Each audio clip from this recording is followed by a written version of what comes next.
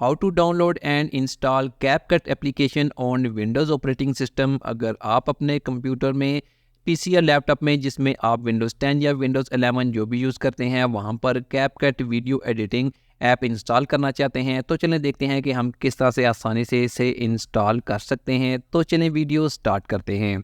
आपने क्या करना है कि अपने कंप्यूटर में सबसे पहले माइक्रोसॉफ्ट स्टोर ओपन कर लें।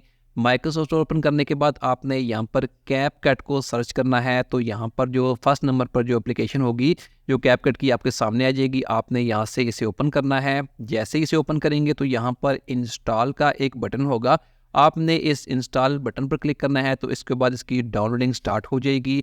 549 MB की फ़ाइल होगी जो आपने डाउनलोड करनी है। डाउनलोड होने के बाद यहाँ पर ये खुद ब खुद इंस्टॉल हो जाएगी। आप देख सकते हैं कि यहाँ पर इंस्टॉलिंग हो रही है और यहाँ पर अब ये मुकम्मल तौर पर इंस्टॉल हो चुकी है। अब माइक्रोसॉफ्ट स्टोर को मैं क्लोज़ कर देता हूँ। स्टार्ट बटन पर जाकर मैं चेक करता हूँ कि इंस्टॉल हुआ या नहीं। यहाँ पर आप देख सकते हैं ऐप इंस्टॉल हो चुकी है।